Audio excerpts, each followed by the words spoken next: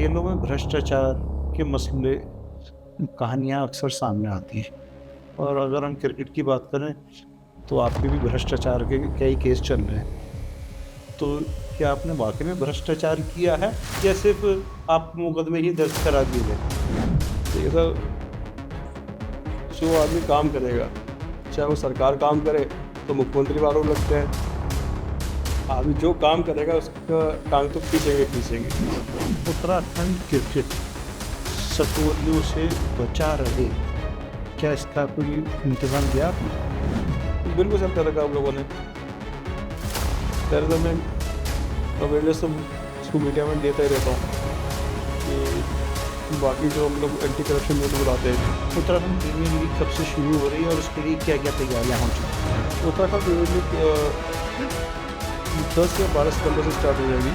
वहीं आपके पिताजी के बारे में कहा जाता है वो बहुत सौम्य, बहुत शालीन व्यक्ति है और सभी को साथ लेके चलने की उनकी कोशिश है, लेकिन कहा जाता है आप बहुत ज़्यादा एरोगेंट हैं, बहुत ज़्यादा गुस्से वाले हैं। नहीं, ये तो गलत बात है कि मैं एग्रेसिव और या बदले की भावना आती है कि आज तो इतना कुछ मेरे साथ हुआ है और मैं चुप ही रहता हूँ। मैंने पलट के जवाब दिया ही नहीं है। क्या कभी ऐसी कोई घटना हुई है कि आपके सामने दो बच्चे, एक तो मेरिट के आधार पर आया है, आपको दो में से सेलेक्ट करना है, और एक के लिए बहुत भारी पॉलिटिकल ब्यूरोक्रेटिक प्रेशर हो, ऐसी परिस्थिति को कैसे सामना करते हैं आप? तो मैनेज करते हैं। जो लड़का मेरिट पर आया तो दर्द मैं भी जानता हूँ, तो मैं भी खुद खेला हूँ, विदेशी भी खेले हैं, सभी खेले हैं, तो मेरे द्वारा भी कोशिश मिलता है। नमस्कार, रॉ एंड रियल में आपका स्वागत है। आज हम बात करेंगे 13 अगस्त 2019 की। ये वो तारीख है जिसने उत्तराखंड में उस बड़े संघर्ष को ख़त्म किया जिसका इंतज़ार उत्तराखंड के क्रिकेट खिलाड़ी सालों से कर रहे थे। और वो लड़ाई लड़ रहे थे जनाब पीसी वर्मा। पीसी वर्मा सालों से इस कोशिश में थे कि उत्तराखंड में क्रिकेट एसोसिएशन का एफिलिएशन बीसीसीआई से हो, लेकिन लगातार संघर्ष चलता रहा, पॉलिटिक्स होती रही। सिर्फ पीसी वर्मा मेहनत कर रहे थे कि यहाँ के खिलाड़ियों को न्याय मिले। आखिरकार 2019 में ये तारीख आ गई और उत्तराखंड क्रिकेट एसोसिएशन को एफिलिएशन मिला बीसीसीआई से। और उसके बाद ये भारत की ऐसी एसोसिएशन बनी जिसने लगातार इतिहास रचने का काम किया।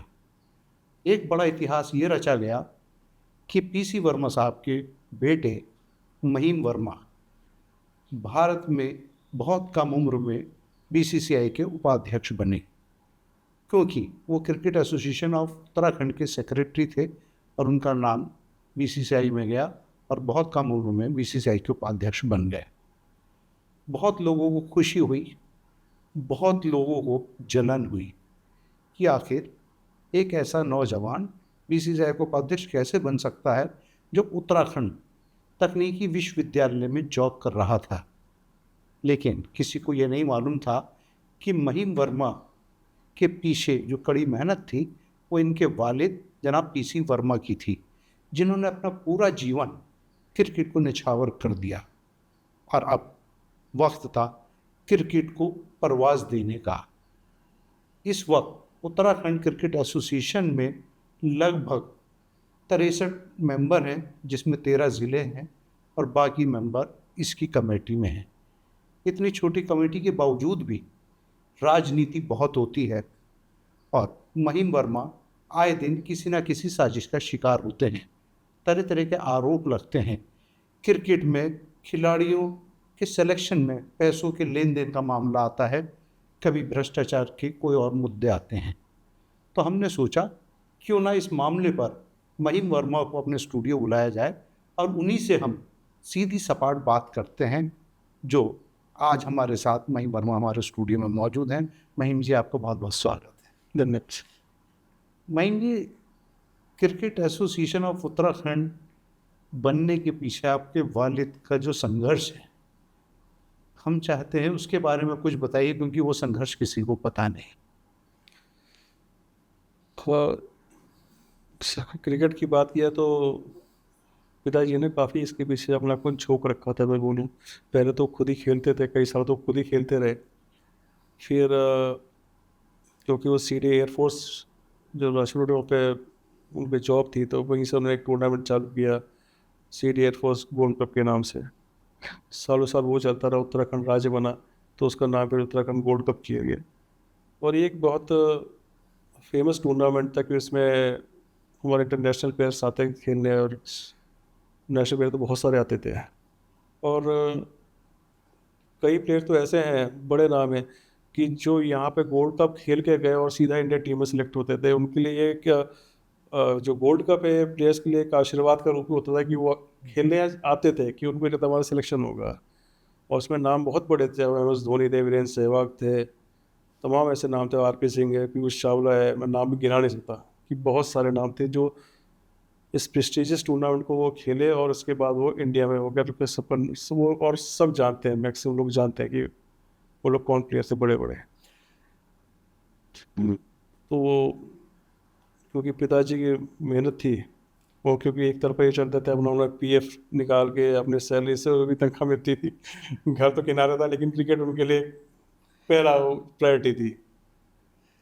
महीम जी, आपके पिताजी के बारे में कहा जाता है वो बहुत सौम्य, बहुत शालीन व्यक्ति हैं और सभी को साथ लेके चलने की उनकी कोशिश है। लेकिन कहा जाता है आप बहुत ज़्यादा एरोगेंट हैं, बहुत ज़्यादा गुस्से वाले हैं। आप जल्दी गुस्सा कर लेते हैं और किसी से भी बदले की भावना आपके मन में आ जाती, आप एकदम अपने पिताजी से उलट बहुत ज़्यादा एग्रेसिव हैं। नहीं, ये तो गलत बात है कि मैं एग्रेसिव हूँ या बदले की भावना आती है कि आज तो इतना कुछ मेरे साथ हुआ है और मैं चुप ही रहता हूँ, मैंने पलट के जवाब दिया ही नहीं है। हाँ, नेचर अलग है कि पिताजी का नेचर दूसरा है, साथ लेके मैं भी चलता हूँ। ये जरूर है कि मैं उतनी बातें नहीं करता, तो इस वजह से लोग मुझे एरोगेंट समझ लेते हैं। लेकिन जब लोग आप बात करेंगे कुछ हो तो उनके विचार दूसरे होते हैं।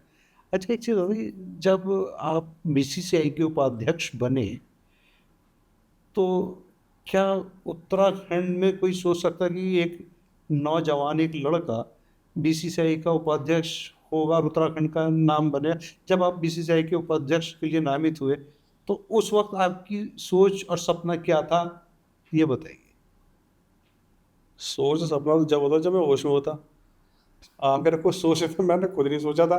मैं तो जनरल मीटिंग अटेंड करने गया था, जो बीसीसीआई की मीटिंग होती है, रात में डिनर चला था, वहाँ मुझे बुला के बोला जाता है कि आपको नॉमिनेशन फाइल करना है। और उससे मतलब मेरा कोई पेपर देने के, मेरे को कि बेसिक जो फोटोग्राफ होती है जो लगती है एक फॉर्म पे, वो भी मेरे पास नहीं थी। खैर वो रातों रात अरेंज करी गई। वो तो एक अलग अनुभव था मेरे लिए। क्या हुआ था पूरा मामला, किस तरीके से आप बीसीसीआई के उपाध्यक्ष बने, पूरा प्रकरण बताइए। पूरा प्लान तो कुछ नहीं था। मैं जो हमारे सेक्रेटरी साहब थे उन्हीं के साथ उनको सब गए थे। रात में डिनर पे बोला कि आइए फॉर्म भर दीजिए। अब मैं भी समझने में पता किसी फॉर्म भरवा रहा हूँ, किस चीज़ का भरना है। ये वाइस प्रेसिडेंट बीसीसीआई। तो मैं तो शॉक था, मैंने जो शब्द बोले वो तो मैं यहाँ नहीं पूछ सकता स्टूडियो में, क्यों फ्लो में निकलता है। और मेरे पास क्योंकि सेकेंडरी प्रपोजल भी होते हैं जो एसोसिएशन से होते हैं, वो भी नहीं थे। कुछ पता ही नहीं था, फोटो बेसिक फोटोग्राफ्स मेरे पास नहीं थी। आपके बारे में एक बात प्रचारित की जाती है कि महीप वर्मा की खुद के पास अपनी कोई अकल नहीं है, कोई सोच नहीं है, ये तो सिर्फ राजीव शुक्ला का अक्स हैं, जय शाह का अक्स हैं, यानी वो जो चाहते हैं महीप वर्मा से वो करते हैं, अपना कोई ना विचार है ना कोई विजन है, ऐसा कहा जाता है आपके लिए।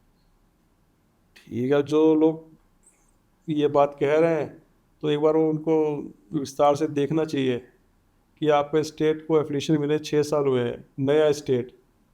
अगर विजन ना होती तो हम लोग 2 बार चैंपियन अंडर 19 गर्ल्स में बने हैं। और हमारी जो रणजी ट्रॉफी जो टीम है लगातार 2 बार क्वार्टर फाइनल खेली है। और तब से हम लोग एलीट ग्रुप में खेल रहे हैं। हमारे लड़के लड़कियां इंडिया खेल रही हैं, लड़कियां 4 इंडिया खेल रही हैं, आईपीएल में सेलेक्ट हो रहे हैं, डब्ल्यूपीएल में लड़कियां सेलेक्ट हो रही हैं। तो फिर ये कैसे हो रहा है अगर मैं अपनी सोच पे नहीं चल रहा हूँ? तो यानी कि ये सोच और विचार तो एक कोई मैनेजमेंट का ही बंदा कर सकता है। तो आप अपनी पढ़ाई के बारे में बताइए, आपका एजुकेशनल बैकग्राउंड क्या रहा और ये पढ़ाई का सिलसिला कैसे, कहाँ कहाँ, किन किन शहरों में, किन किन कॉलेजों में आप पढ़े और एजुकेशन बैकग्राउंड क्या नहीं, है? मेरा जितना एजुकेशन है वो उत्तराखंड से ही था, और यहाँ से मैंने ग्रेजुएशन और पोस्ट ग्रेजुएशन यहीं से की। उसके बाद मैं दिल्ली गया था। मेरे चाचा जो थे वो IAS थे, मैं उन्हीं के पास रहा, तो वहीं पे एक जॉब की, चूँकि पढ़ने का थोड़ा शौक था कि चाचा IAS तो मैं सब देखता था। उसके बाद मुझे लगा कि यार UPSC ट्राई करना चाहिए था, ऑल्दो लेट बहुत था, लेकिन UPSC मैंने अटेम्प्ट किए। दो दो ही अटेम्प्ट थे मेरे पास UPSC के, अच्छा। मैंने वो भी अटेम्प्ट किया। फिर उसके बाद किस्मत वापस देहरादून ले गया, उत्तराखंड टेक्निकल यूनिवर्सिटी। यहाँ पे मैंने 2007 में ज्वाइन किया था, और टिल डेट 19 यानी कि मैं कहूँ कि 12 साल तक तो मैं रहा यूनिवर्सिटी में। वहाँ पे भी कराया था मैंने, अगर ध्यान आप लोग दें तो स्पोर्ट्स वहाँ पे शुरुआत ही, क्योंकि उसमें वाइस चांसलर थे DS चौहान, दुल सिंह चौहान, बड़ा नाम थे। उन्होंने बोला मुझसे कि ये बताओ कि यूनिवर्सिटी का नाम कैसे हो सकता है। मैंने जो खेल से हो सकता है कि हर कॉलेज या हर यूनिवर्सिटी तो पढ़ाई करा ही दी है, डॉक्टर्स निकालेंगे, खेल ऐसा है कि वो प्रमोट करता है नाम को। तो तब पहली बार वहीं से चालू किया था हमने स्पोर्ट्स का यूनिवर्सिटी ने। यानी कि ऐसा नहीं है क्रिकेट आपके लिए कोई नया हो, क्रिकेट से ताल्लुक कितनी उम्र से आपका रहा? अब मैं ताल्लुक की क्या बात को, बचपन से ये कि पिताजी खेलते थे, उनको देख रहा था, फिर मैंने भी खेला। फिर क्रिकेट मैनेजमेंट मतलब मैंने ऑर्गेनाइज करा यूनिवर्सिटी में। पहली बार उत्तराखंड पहला स्टेट होगा कि उत्तराखंड में पहली बार हुआ था नॉर्थ जोन क्रिकेट, और रोहिंटन बारिया। तो क्रिकेट का मैनेजमेंट पहले से था। इतना बड़ा टूर्नामेंट उससे मैं होस्ट किया जब इतना इंफ्रास्ट्रक्चर नहीं था।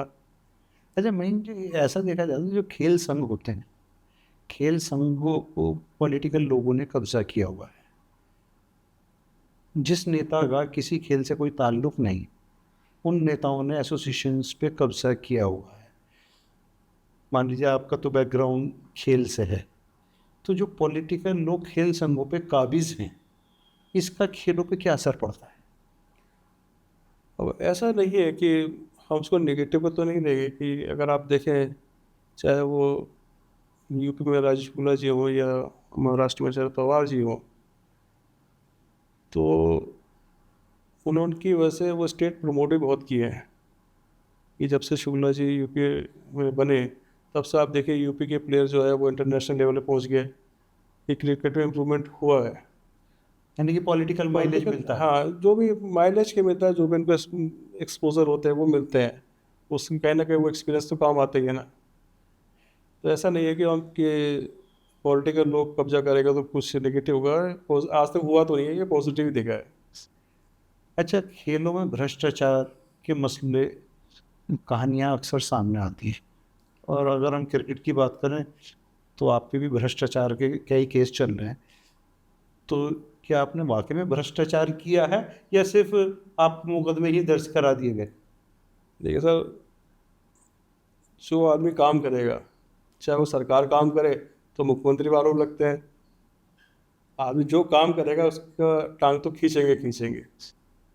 अब आरोप लगते रहते हैं, और वो आरोप ऐसे लगते हैं जो बेसलेस होते हैं, जो कोर्ट में प्रूव नहीं कर पाते। आप यहाँ पे चार्जेस लगाना तो बहुत आसान है, आरोप लगाना।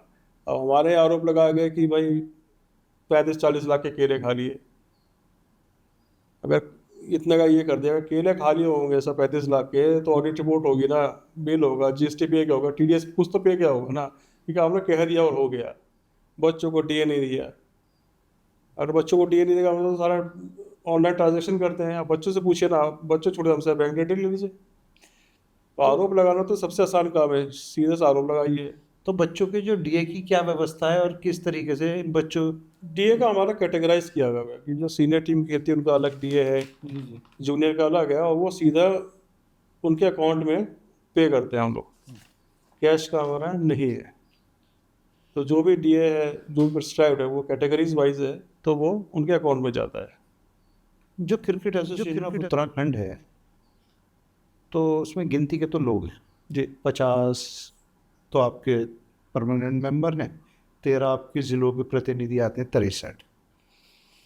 तो जाहिर बात है आप पे लगातार दबाव भी बनता होगा, क्योंकि अधिकारी लोग, ब्यूरोक्रेटिक और नेता एसोसिएशन को नोट कमाने की खान समझते हैं, कि मशीन समझते हैं, और इस दबाव को झेल पा रहे हो कि मेंबरशिप खोलने के लिए या मेंबर बनाने के लिए जो दबाव बनता है, कैसे झेलते हो?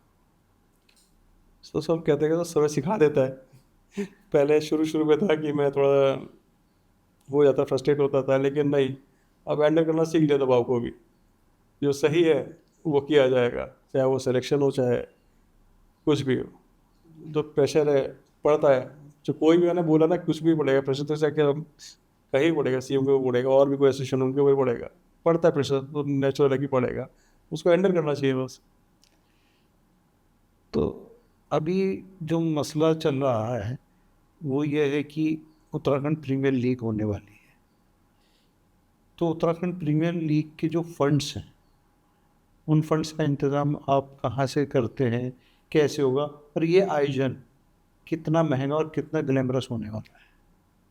देखिए, उत्तराखंड प्रीमियर लीग के हमने स्टार्ट किया था, और ऑफिशियली बोले वो लास्ट ईयर किया था। इससे एक हमने इसको प्लेटफॉर्म दिया था कि जो हमारे जो बच्चे हैं, जो टैलेंट है, वो एक्सपोजर मिले उनको, क्योंकि लाइव चला था सोनी पे और फैन कोड पे। और वही एक रीज़न था कि हमारे से 3 जो लड़के हैं वो आईपीएल में सिलेक्ट हुए थे, और 4 लड़कियां डब्ल्यूपीएल पे गई थी, और लार्ज स्केल पे करा गया था कि इससे ऑप्शन होता है फ्रेंचाइज का। ये छोटा स्टेट है, थोड़ा सी मेहनत करनी पड़ी थी हम लोग को, क्योंकि आप देखिए छोटा स्टेट है और आपके पास बड़े नाम नहीं है प्लेयर्स के, तो कोई भी इन्वेस्टर या कोई फ्रेंचाइज क्यों इन्वेस्ट करना चाहेगी। लेकिन कैसे भी भाग दौड़ करके कन्विंस किया गया। तो इनिशियली 5 टीम थी और 3 गर्ल्स की टीम थी, 5 मेंस की थी। और जो उसका खर्चा है वो फ्रेंचाइज फीस जो आती है या जो हम स्पॉन्सरशिप लेते हैं, उसी में ही इसको किया जाता है, उसको हम बीसीसीआई की ग्रांट से नहीं करते। जैसे लोग कमज़ोर समझते हुए प्रेशर में लेने की कोशिश करते हैं, उत्तराखंड अभी क्रिकेट एसोसिएशन 6 साल का बच्चा ही है, और इत्तेफाक से कमान उस परिवार के हाथ में है, पीसी वर्मा जी के परिवार के हाथ में, जिन्होंने संघर्ष किया क्रिकेट के लिए। तो इन 63 लोगों में जो खींचातान होती है, जो पॉलिटिक्स होती है, इस पॉलिटिक्स के पीछे असली वजहें क्या क्या हैं, किस वजह से पॉलिटिक्स का सामना आपको करना पड़ता है? मुझे तो लगता है कि आप सुकून से अभी तक एसोसिएशन चला नहीं पा रहे। अब नई एसोसिएशन मिली है तो लोग यूज टू नहीं है, और फिर जहाँ पे अपोनेंट हो तो वो खींचेतान तो होगी। तो मेरा ये मानना है कि अपोनेंट होना चाहिए, अगर वो हो तो ही मुझे सीखने को मिलता है। अगर आज हमारी टीमें परफॉर्म कर पा रही है या मेरा सिस्टम ठीक चल रहा है, उसका मेन रीज़न है अपोनेंट, कि इन्होंने मुझे तो काफ़ी कुछ सिखा दिया। आपको बतौर सेक्रेटरी अपने मेंबर की किस हरकत पे अफसोस हुआ, यानी कि जो आपने गलती की ना हो और वो आरोप आप पे लगे हो, ऐसी कौन कौन सी घटनाएं जो आप शेयर करना चाहें जिसकी आपको पीड़ा हुई हो, दुख हुआ हो? दुख यही होता है कि जिस पे हम विश्वास करते हैं वो आपको धोखा देता है। वो एक बहुत नेचुरल है कि आपने ट्रस्ट किया है और आप ब्लाइंड फेथ में चल रहे हैं, और आपको ये नहीं पता कि उसके दिमाग में क्या चल रहा है। तो यहाँ से जो मेरे को बहुत सेटबैक लगता है कि वही लगा कि धोखा होता है। थोड़ा सा ये होता है कि देखिए, इन चीज़ों खींचातान में क्या होता है, एसोसिएशन डिफेम होती है विद इन स्टेट। स्टेट के बाहर एसोसिएशन की आपकी वैल्यू है। आज क्रिकेट में कोई भी स्टेट हमको हल्के में नहीं लेता है। उत्तराखंड का नाम होता है, दे स्टार्टेड प्लानिंग, वो अपनी मीटिंग करना चालू कर दे कि हमारा मैच उत्तराखंड से अगला, उत्तराखंड उलटफेर कर देती है। लेकिन जो इंटरनल जो पॉलिटिक्स चलती है, ये कहीं ना कहीं मेरा दिमाग तो खींचती है उस तरफ, चाहे वो कोर्ट केस हो चाहे इंटरनल जो भी चल रहा है। ये पूरा मैं कहूँ कि पूरा फोकस उधर कर पाए नहीं कर पाते हैं, लेकिन कोशिश रहती है कि ये सब चीज़ों से क्रिकेट को इफेक्ट ना हो, क्रिकेट चलता रहे, बच्चे को मौका मिलता रहे, वो खेलते रहे, वो सिलेक्ट होंगे। नेचुरली जब इंडिया में सिलेक्ट होते तो अपना स्टेट का नाम होता है। आज लड़कियाँ इंडिया खेल रही है, अपने स्टेट का नाम हो रहा है। अगर हम बात करें उत्तराखंड में इस वक्त कितने बच्चे आपसे संबद्ध हैं, कितने बच्चे क्रिकेट से जुड़े हैं, और इनके चयन की प्रक्रिया को पारदर्शी बनाने के लिए आपने क्या क्या प्रयास किए हैं? देख, कम से कम नहीं भी होंगे, जो आपको कम से कम बता रहा हूँ कि 2-2.5 हज़ार बच्चा तो हमसे रजिस्टर्ड है ही, और ये स्ट्रेंथ बढ़ रही है। बड़े आपको बताता हूँ मैं, अभी तक क्या था कि जो हम लोग लड़कियों के लिए ट्रायल्स ओपन करते थे डोमेस्टिक क्रिकेट के लिए, तो 125-130 आते थे। इस बार वो संख्या 3 गुना चली गई। लगभग 400 के आसपास की लड़कियां आई है। तो बड़ा अच्छा इसका मतलब पता चलता है कि हमारी लड़कियां ये क्रिकेट प्रमोट हो रही है, क्योंकि आपका रजिस्ट्रेशन बढ़ रहा है दिन ब दिन। तो इनके चयन की प्रक्रिया क्या रहती है, किस तरीके से इनका चयन होता है? चयन देखिए अलग अलग होता है। अगर मैं हम लोग क्या होता है, सीनियर मेंस है या जूनियर कैटेगरी, वो लोग डिस्ट्रिक्ट लीग कराती है। फिर हम इंटर डिस्ट्रिक्ट पे जाते हैं, लीग करा के अपनी टीम देगी हर डिस्ट्रिक्ट, यानी 13 टीम आएंगी, 2 पूल बनते हैं। फिर वो इंटर डिस्ट्रिक्ट मैचेस चलते हैं। तो हमारे जो सेलेक्टर्स हैं वो बाहर से, नॉर्थ स्टेट से नहीं है, वो बाहर से सभी लगभग। वो भी कॉन्स्टिट्यूशन में क्राइटेरिया है कि मिनिमम 25 फर्स्ट क्लास खेला होना चाहिए। तो हमारे जितने भी वो 100+ फर्स्ट क्लास मैच खेले हुए हैं सेलेक्टर्स हैं, कोई बेंगलोर से, असम से, जम्मू कश्मीर से, यूपी से है। तो वो आते हैं, वो प्रॉपर सेलेक्ट करते हैं। अच्छा महेंद्र जी, ये बताइए, उत्तराखंड में क्रिकेट खिलाड़ियों का, क्रिकेट के बच्चों का भविष्य उज्ज्वल हो, तो उसके लिए तो मेरे ख्याल से जो उत्तराखंड का है शख्स है, यहाँ का निवासी, वही दर्द महसूस कर सकता है, उनके दर्द को दूर कर सकता है। आप तो उत्तराखंड के हैं नहीं, आप तो प्लेन के हैं, आपका तो ताल्लुक मिर्ज़ापुर से, आप उत्तराखंड के दर्द को क्या जाने? लेकिन मेरा जो बचपन है वो यहीं से हुआ है। ठीक है, ये यहाँ पे चलता है प्लेन पहाड़। अब वो तो मैं कुछ कह नहीं सकता। लोग लगता है कि वो लड़के बाहर के खेल रहे हैं। इस आप उत्तर प्रदेश के लोगों को ज़्यादा एडजस्ट करने की कोशिश करते हैं। ऐसा नहीं है, कोई भी देख सब डेटा उठा के देख ले। जो भी लड़के यहाँ से खेल रहे हैं वो यहीं के तो लड़के हैं। अब कल के अगर मान लीजिए आप ही का लड़का क्रिकेट खेल रहा है, तो क्या ये बोले कि आप यूपी से, ब्रॉड एंड बॉन्ड पढ़ाई वढ़ाई सब यहीं से तो हुई है, तो उसका क्या राइट नहीं है यहाँ से खेलने का? अगर अच्छा खेल रहा है तो टीम में सेलेक्ट होगा। लेकिन जो लोग इंटेंशनली बाहर से आके यहाँ से क्रिकेट खेलने के लिए षड्यंत्र रचते, प्लानिंग करते, वो क्या है? इंटरेस्ट नहीं तो वो हमने रोका है। उसके लिए फिर हमने क्राइटेरिया बना दिए कि एजुकेशन क्राइटेरिया मतलब बनाया, काफ़ी कुछ बनाया है कि उसके लिए पहले आसान था कि वो 1 साल का एजुकेशन सर्टिफिकेट कोई से लेकर आता था। अब उसको हमने 3 साल कर दिया, लेकिन बहुत स्टेप वाइज बढ़ा दिए हैं। तो उसमें काफ़ी ज़्यादा गिरावट आई है। ऐसा नहीं है, और डिस्ट्रिक्ट को अवेयर किया गया कि लड़के हमको डिस्ट्रिक्ट ही देती है, तो डिस्ट्रिक्ट को अवेयर किया हुआ है हमने। तो काफ़ी गिरावट आई। शुरुआत में तो था, तो मैं भी परेशान था कि भाई बाहर से आ रहे हैं, लेकिन धीरे धीरे हमने पॉलिसी बनाई, नेचुरली गाइडेंस ले लेके बनाई कि कैसे होना चाहिए, अदर स्टेट से पूछ पूछ के। अब ठीक है। अच्छा, क्रिकेट में बच्चों को आगे बढ़ाने के लिए, खिलाने के लिए, जो मेरी जानकारी में है, बहुत से पेरेंट्स ब्रीफ केस लेकर आते हैं, बहुत से अलग अलग कनेक्शन ढूंढते हैं, सिलेक्शन कराने के नाम पे पैसे का लेन देन होता है, भ्रष्टाचार करने की कोशिशें होती हैं। कभी आपका भी सामना हुआ है ऐसे लोगों से? नहीं, मैं सुनता रहता हूँ, भाई आते भी हैं, लेकिन पेरेंट्स को इस पर प्रमोट नहीं करना चाहिए। अगर ऐसे के ब्रीफ केस लेके आ रहे हैं तो फिर बोलते हैं तो हमारी टीम परफॉर्म कैसे करती? भाई जो लड़का सिफारशी आ रहा हो वो नेचुरली क्रिकेट नहीं खेलता होगा ना। अगर वो टीम में सेलेक्ट हो तो मेरी टीम परफॉर्म नहीं करनी चाहिए। लेकिन हमारी टीम चैंपियन बन रही है, लगातार फाइनल्स खेल रहे हैं, क्वार्टर फाइनल्स खेल रहे हैं, तो ऐसा तो नहीं है। जो जेन्युइन है।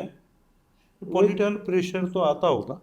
प्रेशर तो मैंने हैंडल किया था ना। आप प्रेशर चक्कर में कोई लड़का जिसने इतने साल से मेहनत करके आ रहा है और वो लगता है कि वो स्टेट के लिए बेनिफिट है, तो उसको तो हम नहीं कर सकते ना।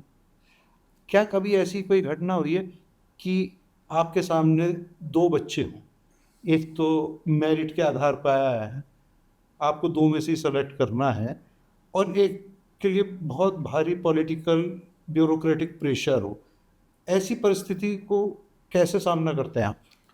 सब मैनेज करते हैं। जो लड़का मेरिट पे आया तो दर्द मैं भी जानता हूँ, तो मैं भी खुद खेला हूँ, विदेशी भी खेले हैं, सभी खेले हैं। तो मेरिट वाले को प्रेफरेंस मिलता है। हम नाम नहीं बोलना चाहेंगे, वो आपको आने वाले टाइम में दिख जाएगा, बहुत जल्दी इंडिया खेल जाएगा। वो भी बाहर से लेकर आए थे, प्रेशर था लेकिन खिलाया, और आज वो बेहतरीन खेल रहा है। आपके खिलाफ आए दिन साजिशें होती रहती हैं, और ये कि कभी आपके खिलाफ कोई मुकदमा हुआ, कभी कोई मुकदमा हुआ, और जो हमारी जानकारी में है कि आपकी गिरफ्तारी के लिए भी बहुत कोशिशें हुई। क्या था पूरा मामला और क्यों हुआ ये? ये मामला मेरे 2021-22 का था। मैं तो थाने में था, बेंगलोर में था। वहाँ से पता चलता है कि ऐसे ऐसे FIR हुई है, एक लड़का था। तो उसको शायद प्लेइंग नहीं मिल रही होगी, जो भी था मुझे एग्जैक्ट तो याद नहीं, कि 6 साल वो भी हो गए। तो आप वही जो आप बता रहे थे कि पैसे का लेन देन लेके हुआ है, वो कुछ था ही नहीं मामला, फर्जी केस दर्ज करा गया। अपोनेंट बहुत एक्टिव थी हमारे उस समय, जो उस समय के हमारे जो ऑफिस बेयरर्स थे वो बहुत एक्टिव थे उसमें, क्योंकि वो एनी हाउ वो आज भी एक्टिव होते कि एनी हाउ वो पैसे भी मुझे हटाएं। बाकी सरकार भी थी तो वो तो कर किसी के कान में आप डालेंगे मैं आपसे मिला नहीं, और आपके कान में जो डालेगा मान लेंगे, लेकिन बाद में वो गलतफहमी दूर हुई। यानी कि ये मान है कि सचिव का जो पद है, कमाई वाला पद है, इस पोस्ट पे जो रहेगा वो फंड से खेलेगा। ऐसा आप कह सकते हैं। इसीलिए तो साजिशें होती साजिश इसलिए होती है और क्या। हैं। तो अगर आप मानते हैं कि कमाई होती है इस पद पे? ऐसा आप कह रहे हैं, मेरे से पूछिए ना आप 6 साल से।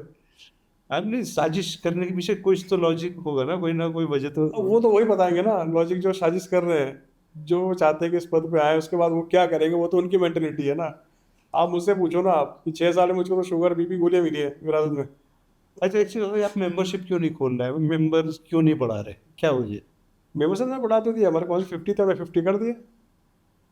नहीं, 50 से ज्यादा मेंबर हुए नहीं वो नहीं हो सकते ना, वो हमने Constitution वो हमारे में। कॉन्स्टिट्यूशन में लिखा हुआ है ना, वो ऑलरेडी वो सुप्रीम कोर्ट में सबमिटेड है कि लाइफ मेंबर 50 रहेगा, डिस्ट्रिक्ट जितनी उतनी रहेगी, एक डिस्ट्रिक्ट एक वोट। यानी कि खुले तौर पे कोई आम आदमी एसोसिएशन का मेंबर बन ही नहीं पाएगा इस तरीके से। जी। यानी कि जो मेंबर है उसी के परिजन बनते रहेंगे। नहीं आप परिजन तो नहीं बने, परिजन कैसे नहीं, नहीं, पहले पीसी वर्मा जी थे, अब महिम वर्मा है। मैं तो शुरू से था साहब। नहीं इसको तो नहीं बोलेंगे, लेकिन जो मेंबरशिप होने हैं उसमें मेरे परिवार से कोई भी नहीं आ रहा मेंबर। अगर आप देखेंगे जो उसमें एक्स क्रिकेटर्स से थे और जो नहीं बन पाए थे उन्हीं को ही हमने मौका दिया।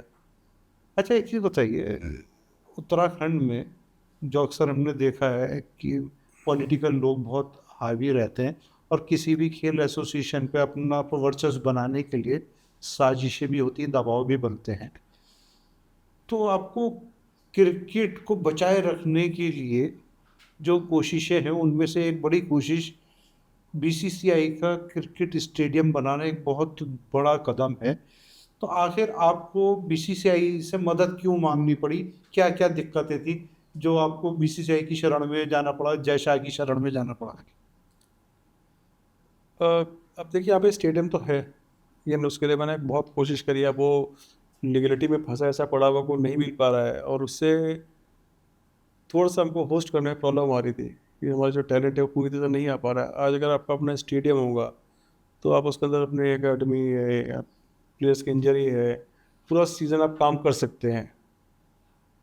फिर क्या है, अगर आपका अपना स्टेडियम होगा तो आपको बड़े मैचेस आएंगे जो उत्तराखंड को और एक्सपोजर मिलेगा, एक तरह से एक इनडायरेक्टली जॉब भी मिलती है। अगर मान लीजिए यहाँ पे अगर आईपीएल मैचेस हो जाए और एक ही आईपीएल मैच हो जाए तो ही उत्तराखंड की क्या पलट हो जाएगी। तो स्टेडियम की नीड तो हमको थी। ये जो स्टेडियम आप बीसीसीआई उत्तराखंड में बनाने वाली है, ये स्टेडियम कहाँ बन रहा है और कितना बजट इसके लिए एलोकेट हुआ है, और इससे उत्तराखंड के बच्चों को डायरेक्ट इनडायरेक्ट क्या रोजगार मिलने वाला है? देखिए ये जो स्टेडियम बन रहा है जो प्रोजेक्टेड है वो 2 दिल्ली में है और 30,000 की कैपेसिटी का हम बनाएंगे इसे। हालांकि प्रोसेस हमारा फेस वाइज चलेगा, अभी हमारा प्रायोरिटी है कि ग्राउंड बन जाए ताकि हम नेक्स्ट सीज़न के जो डोमेस्टिक मैचेस हैं बीसीसीआई के वो करा सकें, और देन हम स्टेडियम पे जाएंगे। और एक ओवन जो बजट होता है वही लगभग 300-350 करोड़ के आसपास का होता है, तो बीसीसीआई से हम रिक्वेस्ट करके ग्रांट उसी से लेंगे। कितनी स्पीड से इस पे काम हो रहा है? अभी तो मैंने पिच क्रिएटर बुला के दिखा दिया था, आर्किटेक्चर से काम हो चुका है, वो भी हमको सबमिट करेगा अपना डिज़ाइन ड्राइंग, उस पर एक बार बैठेंगे। मेरी तो कोशिश है कि इसको सितंबर से स्टार्ट कर दें। वर्मन जी, आप उत्तराखंड टेक्निकल यूनिवर्सिटी में एक ऑफिसर के पद पर तैनात थे और अपनी जिम्मेदारी निभा रहे थे, तो आपको अपने रेगुलर आमदनी, रेगुलर सर्विस से त्याग पत्र देना पड़ा। फुल टाइम आपने क्रिकेट को समर्पित किया है। आपकी आमदनी के और क्या जरिए हैं, कहाँ से कमाई होती, परिवार कैसे पलता? अब थोड़ा सा प्राइवेट बात है, लेकिन है जब परिवार है तो एक दो फर्म में एडवाइज़र भी हैं, तो वहीं से इनकम होती है। बाकी एसोसिएशन से भी कोई आमदनी होती है? ऐसा से कुछ नहीं, ऐसे तो हम लोग जॉब टूर पे रहेंगे तो उसका डीए भी मिलता है, नॉमिनल डीए होता है हमारा। और ऐसा कुछ है नहीं। अगर बीसी से जाएंगे जो बीसी की बुढ़ी वहाँ से डीए मिलता है। आप टेक्निकल यूनिवर्सिटी से अचानक क्रिकेट में एंट्री किए और वहाँ पे आप दिन रात पसीना बहाते थे ग्राउंड पे। मैंने भी देखा आपको, आप कितनी टीमों को इकट्ठा करते थे, मीडिया के लिए आप खुद व्यवस्थाएं करते थे, लेकिन उसके तुरंत बाद आप एक अंतर्राष्ट्रीय स्तर के पद पे पहुंच गए। तो ये जो फर्क था, जो ग्राउंड पे आप बैठ के खुद भी पिच को मैंने सही करते देखा आपको, और अचानक बीसीसीआई के उपाध्यक्ष बन गए, सेक्रेटरी बन गए, तो वहाँ से वहाँ तक का जो सफ़र है उसमें क्या क्या चेंजेस आपने महसूस किए? सबसे बड़ी बात है कि बीसीसीआई में जब मैं गया एज ए वाइस प्रेसिडेंट, तो चूँकि मैं नया था, इस माहौल में मैं नया था। अब तो हम लोगों ने कराया था, अब उस बॉडी में है जो पूरा क्रिकेट चलाती है देश का। तो वहाँ जाके पहले जो, क्योंकि हमारे सेक्रेटरी का विज़न बहुत ज़्यादा अच्छा है, जिस समय ICC चेयरमैन है जय शाह जी का, तो हम लोग की जो मीटिंग होती थी मैं उन्हीं को सुनता था, उनके जो भी वे ऑफ वर्क था उसको बहुत ध्यान से देखते थे हम लोग। तो वहीं से थोड़ा एक्सपीरियंस लिया। बाकी थोड़ा बहुत एक्सपीरियंस अपने पास भी था जो मैंने यूनिवर्सिटी में करवाया था। और बाकी जो है समय आपको सिखाता रहता है, तो वहीं से जो है किया हम लोगों ने। क्रिकेट से खिलाड़ियों का जो कैरियर है, सैकड़ों रुपये से वो लाखों फिर करोड़ों में पहुंच जाते हैं। पैसा बहुत है क्रिकेट में। तो ये बच्चों की भीड़ क्रिकेट की तरफ है, इसके क्या क्या कारण है? सिर्फ पैसा ही है या कुछ और भी? क्रिकेट तो ग्लैमर तो है ना, देखिए पैसा भी है कि अगर आप रणजी ट्रॉफी का कोई बच्चा सीज़न खेल भी लेता है, पूरे मैच खेल लेता है, तो एंड ऑफ द सीज़न वो 40-50 लाख वो लेके जाता है, मैच फीस जो BCCI उसको डायरेक्ट देती है। तो कहीं ना कहीं इनका करियर भी बनता है, जॉब्स की भी अपॉर्चुनिटी खुल जाती हैं। जो बहुत ही ज़्यादा टैलेंटेड होगा तो वो इंडिया खेल जाता है। बाकी आपको तो पता है कि क्रिकेट इंडिया में एक धर्म की तरह ही है, जितना ग्लैमर क्रिकेट में है शायद ही किसी और गेम में। अच्छा, जो माँ बाप बच्चों का सिलेक्शन कराने के लिए नोटों से भरा ब्रीफ केस लेकर घूमते हैं और वो गलत लोगों के हाथ में पड़ जाते हैं, किसी की पहुंच कहाँ तक है इस चीज़ का प्रचार दलाल लोग आसानी से कर लेते हैं, तस्वीरें खिंचवा के उन तस्वीरों को भी आप पे, ऐसे पेरेंट्स उनके झांसे में आ जाते हैं। तो ऐसे परिवार को, ऐसे लोगों को आप क्या कहना चाहते हैं? इसका शिकार तो मैं भी हुआ हूँ कि कोई आता है फोटो खींचता है उसके बाद ही होता है। परिवार से ये कहना चाहूँगा कि भाई अपने विवेक का वो का इस्तेमाल करें, लड़के को टैलेंट को पहचाने। और पैसे इतने आसानी से तो मत, पैसे की वजह तो वो जाए ना। देखिए क्राइम है, खुद देना और लेना दोनों क्राइम है। और जब इतना ज़्यादा हम क्रिकेट करा रहे हैं तो अपने लड़के को टैलेंट को भी पहचानिए ना। टैलेंट, ये मेरी गारंटी है कि टैलेंटेड लड़का मैं नहीं छोड़ता, चाहे वो किसी भी कैटेगरी का हो। एक था, मुझे याद, नाम नहीं याद आ रहा है, आपको बता रहा हूँ, वो शायद चाय का ठेला लगाता था, ट्रायल में आया, सिलेक्टर को अच्छा लगा, वो पिक किया, हमने छूट गया था। हम वो कहीं से सुना, हमने दोबारा बुलाया, सो सिलेक्टर ने देखा उसको और पिक किया। आज वो खेल रहा है, वो एक चाय बेचता है, उधम सिंह नगर का है, शनपुर का।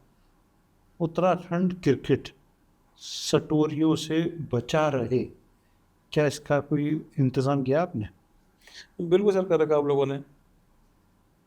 पहले तो हमने अवेयरनेस तो उसको मीडिया में देता ही रहता हूँ कि बाकी जो हम लोग एंटी करप्शन मूवमेंट बुलाते हैं, जैसे UPL है, तो उस पर एंटी करप्शन हमने BCCI से मंगवाई थी, ताकि ये जो सट्टेबाजी वाला काम हो वो ना हो। तो अवेयरनेस हम लाते रहते हैं। और जो बड़ा टूर्नामेंट्स होते हैं, कि बोर्ड मैच होता नहीं होता, सट्टा लगा तो UPL में लगेगा, तो उसके लिए हम एंटी करप्शन मूवमेंट BCCI से बुलाते हैं। कभी ऐसा हुआ है कि कुछ लोगों ने एसोसिएशन को फिक्स करने की कोशिश की हो, आपका सामना हुआ हो कभी? नहीं, अभी तक तो ऐसा नहीं हुआ है। अभी तक तो ऐसा नहीं हुआ है कि काफ़ी कंट्रोल के चला रहा हूँ मैं। जितने भी ऑफिस बेरर हैं सब बढ़िया हैं। तो अभी ऐसा ऐसा नहीं हुआ कि ये एसोसिएशन को भी फिक्स कर दे।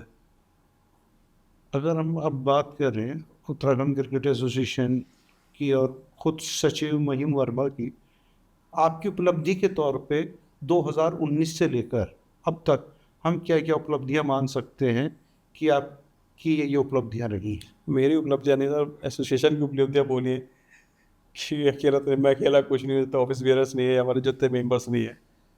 डिस्ट्रिक्ट का रोल सबसे बड़ा होता है कि प्लेयर्स हमको वही देते हैं चुन के। तो देखिए हमारी जो अंडर 19 लड़कियाँ 2 बार लगातार चैंपियन बनी, और 4 लड़कियाँ इंडिया खेल रही हैं। लड़के अंडर 19 अभी इंडिया खेलने के, आदित्य रावत गया, इससे पहले आदित्य राणा गया। IPL में लड़के सेलेक्ट हुए हैं। रणजी ट्रॉफी हम लोग क्वार्टर फाइनल खेले हैं 2 बार लगातार। तो अब हम स्टेडियम की तरफ बढ़ रहे हैं धीरे धीरे। मैं सोचता हूँ कि 6 साल में, कि कई तो एसोसिएशन ऐसी जो 30-35 साल से हैं और वो नॉकआउट्स तक नहीं पहुँचती। ये तो छोड़ दिया वो ट्रॉफी जीतना, लेकिन वो नॉकआउट्स तक नहीं पहुँच पाती है। हमारे उत्तराखंड के लिए इतने कम पीरियड में, इतने खींचातान में, इतने कम रिसोर्स में ये अचीवमेंट उनके लिए अपने लिए एक बड़ी बात है। लेकिन आने वाले टाइम पे चाहेंगे तो रणजी ट्रॉफी आपको सीने जरूर जीतेंगे। हम लोग पहुँचते हैं, देखिए मैं बात काट रहा हूँ, हम लोग पहुँचते हैं, सिर्फ जो एक एक्सपीरियंस होता है, जब लैक ऑफ एक्सपीरियंस, वहाँ से हम पीछे आ जाते हैं। चाहे लड़कियाँ फाइनल पहुँचती हैं, सीनियर उसकी बात कर रहा हूँ। अब जब ऊपर खेलेंगे तो बड़ी टीमें मिलेंगी आपको, रेलवेज मिलेगी, रेलवेज पूरी इंडिया की लड़कियाँ खेलती हैं। वहाँ है जो एक्सपीरियंस है, एक बड़ा प्लेयर को देख के आदमी घबरा जाता है, वहीं से हम लोग पीछे आते हैं। क्रिकेट एसोसिएशन की उपलब्धि की हम बात कर लें तो अब तक 6 साल में ऐसे कितने एक्टिव खिलाड़ी हैं जो अपने पैरों पर खड़े हो चुके हैं और ऑटो मोड पे आगे दौड़ रहे हैं? ये इसलिए फिगर तो आपको नहीं दे पाऊंगा। तो कई लड़कियों को तो रेलवे से जॉब लगी है, लड़कों की भी लगी है, तो वो भी हैं। और कुछ लोग जो है अपना पे उन्होंने मैच्योर कर लिया है। काफ़ी बच्चे हैं ऐसे जो अब सेल्फ डिपेंडेंट हो रखे हैं, और दे आर प्लेइंग, अभी भी वो क्रिकेट खेल ही रहे हैं। अच्छा ये बताओ, लोग बाग ऐसे कौन लोग हैं जो लगातार आपका इस्तीफा कराने की कोशिश करते रहते हैं कि महिम वर्मा इस्तीफा दें, कुर्सी छोड़ें? अब नाम क्या बताया, सब ओपोनेंट के जितने हैं। अब मैं जितने लास्ट के ऑफिस बेरर थे, पिछले बार के ऑफिस बेरर, ये सब लगे रहते हैं। आप इस्तीफा क्यों नहीं देते? इस्तीफा कैसे दे दें सर? आप प्रूव कर दो ना, हम गलत, हम दे देंगे। आप यानी कोशिश तो पूरे करो ना प्रूव करने की, आप कर नहीं पा रहे हैं। यानी कि आरोप जो है, आप कह रहे हैं कि आरोप झूठे हैं, लगातार वो आरोप षड्यंत्र लगातार होते रहते हैं। हाँ बिल्कुल, आरोप मैंने बोला आपको जैसे पहले कि आरोप लगाना बहुत आसान है, प्रूव करना उतना ही मुश्किल है। अच्छा, आप पे एक आरोप और है, वो ये कि Uttarakhand cricket association by default Uttar Pradesh cricket association से गवर्न होती है। अपना कोई विवेक नहीं है, अपनी कोई कार्यशैली नहीं है। जो उत्तर प्रदेश क्रिकेट एसोसिएशन चाहती है यहाँ वही होता है, अपने आप होता है, ऑटो मोड पे होता है। नहीं ऐसा तो नहीं है। देखिए जब हमारा एफिलिएशन नहीं थी तब उत्तराखंड जो है यूपी का एक पार्ट था, 12th जोन था। उसके बाद हम कोएफिशिएंट बोलिए हम यूपी से अलग हुए, लेकिन चीज़ें धीरे से कंट्रोल में। ऐसा तो कहीं भी नहीं कि यूपी हमको गवर्न कर रही है। हमारे कोचेस से लेके सेलेक्टर से लेके वो यूपी से हैं, इन सारे बाहर से हैं। और इतना भी और है कि हमने 6 साल में अपना ही सपोर्ट स्टाफ डेवलप किया है। ये जो आजकल हमारे ट्रेनर है या फिजियोस सब अपने उत्तराखंड से ही हैं। तो ये तो सरासर गलत है कि हमको यूपी कंट्रोल कर रही है। और दूसरी बात है कि हमारा तो सेक्रेटरी साहब ही खुद ही हमारे ऑब्जर्वर थे। कहाँ से गवर्न करेगा। उत्तराखंड प्रीमियर लीग कब से शुरू हो रही है और इसके लिए क्या क्या तैयारियां हो चुकी हैं? उत्तराखंड प्रीमियर लीग 10 या 12 सितंबर से स्टार्ट हो जाएगी। अभी तो हम से ग्राउंड बुकिंग पे गए हैं। बाकी जो रेगुलर वो अपना एक्टिविटीज़ होती है जैसे होटल बुक करना है, ये सब है, इसकी तैयारी चल रही है। और इनके हमने ट्रायल्स की डेट भी ओपन कर दी है। जो अनकैप्ड प्लेयर है उनके ट्रायल्स की डेट ओपन कर दी है। और 17 18 अगस्त को ऑक्शन होगा हमारा। तो ये जो बेसिक तैयारी तो मैं चालू कर ही दी है अपनी। अंत में मैं चाहूँगा कि कोई ऐसी महत्वपूर्ण बात जो हमारे संवाद के दौरान जिक्र ना हो पाया हो और अब दर्शकों के लिए बहुत ज़रूरी हो तो प्लीज़ बताएं। ये जैसे आपने बोला कि यहाँ का क्रिकेट अच्छा रहा, क्रिकेट के सर यहाँ का क्योंकि उत्तराखंड में स्पोर्ट्स को डेवलप कर रहे हैं। सरकार जो है, माननीय मुख्यमंत्री जी जो है, वो एक तरह से उत्तराखंड को आप देखें, इन्होंने स्पोर्ट्स इंडस्ट्रीज भी इस्टेब्लिश कर रहे हैं। और ये सबसे बड़ा उनको बधाई देते था, इन्होंने ऑर्गेनाइज 38 स्पोर्ट्स जो है हुआ था, बहुत ही अच्छा ऑर्गेनाइज किया। तो ये सरकार खुद कर रही है और हम भी सरकार का एक पार्ट है। सरकार पूरे स्टेट का खेल देख रही है, हम सिर्फ क्रिकेट को देख रहे हैं। थैंक यू, धन्यवाद महीन जी, आपने हमें इतना वक्त दिया। तो ये थे उत्तराखंड क्रिकेट एसोसिएशन के सचिव महीन वर्मा, जिन्होंने सीधे तौर पे उत्तराखंड के नौजवान मुख्यमंत्री पुष्कर सिंह धामी के खेलों के प्रति रुझान का समर्थन किया, उनकी तारीफ की कि मुख्यमंत्री पुष्कर सिंह धामी उत्तराखंड में खेल और खिलाड़ियों के लिए जिस तरीके से प्रयास कर रहे हैं, इंफ्रास्ट्रक्चर तैयार कर रहे हैं और ख़ुद मॉनिटरिंग कर रहे हैं, वो उत्तराखंड के खिलाड़ियों के लिए बहुत अच्छा होगा। यानी कि उत्तराखंड के खिलाड़ियों का, उसमें चाहे क्रिकेट के खिलाड़ी हों या कोई भी खिलाड़ी हो, उनका भविष्य उज्ज्वल है। और महीम वर्मा जी ने सीधे तौर पर जय शाह जी को जिस तरीके से क्रेडिट दिया कि जय शाह के प्रयासों के चलते उत्तराखंड को बीसीसीआई ने फंडिंग की है, जिससे कि यहाँ पे बीसीसीआई का अपना खुद का एक क्रिकेट स्टेडियम होगा। उससे उत्तराखंड के नौजवानों को बड़े स्तर पर रोज़गार तो मिलेगा ही, यहाँ क्रिकेट का एक माहौल बनने से जो मुख्यमंत्री का विज़न है खेल प्रदेश के रूप में, उसको भी काफ़ी ताकत मिलेगी और ये मुहिम आगे चलकर उत्तराखंड को विकसित बनाने में अपना अहम योगदान देगी। महीम वर्मा ने सीधे तौर पे बताया कि एसोसिएशन में ही ऐसे लोगों की भारी भीड़ है जो इन्हें पद से हटाना चाहते हैं, साजिशें करते हैं, क्योंकि उन तमाम लोगों को लगता है कि सचिव का पद मलाईदार पद है और क्रिकेट एसोसिएशन के सचिव की कुर्सी पर बैठकर वो भ्रष्टाचार के चलते मोटी कमाई कर सकते हैं। लेकिन पीसी वर्मा जी के सपनों को साकार करते हुए महीम वर्मा ने सीधे तौर पर कहा है कि उन्होंने उत्तराखंड तकनीकी विश्वविद्यालय की अपनी नौकरी यूँ ही नहीं छोड़ी, क्योंकि इनके पिताजी ने अपना पूरा जीवन क्रिकेट को समर्पित किया। ज़्यादा उम्र होने की वजह से वो सेवा नहीं कर सकते, इसलिए अपने पिताजी के सपनों को आगे बढ़ा रहे हैं और यहाँ के उन गरीब बच्चों को क्रिकेट में मंच मिल पाए, इसीलिए बीसीसीआई में जय शाह जी का समर्थन लिया, उनसे फंडिंग कराई और ये स्टेडियम का कार्य दिन रात तेज़ी के साथ आगे बढ़ रहा है। तो मैं ये मानता हूँ कि महीम वर्मा और इनका परिवार जिस तरीके से क्रिकेट के लिए समर्पित है, तो ऐसे लोगों के खिलाफ साजिश ना करके ऐसे लोगों को समर्थन देना चाहिए, ताकि गरीब परिवारों के बच्चे क्रिकेट के मैदान में आएँ और अपना जौहर दिखाकर प्रदेश और देश का नाम रोशन करें। फ़िलहाल मोहम्मद सलीम सैफ़ी को दीजिए इजाज़त। नमस्कार।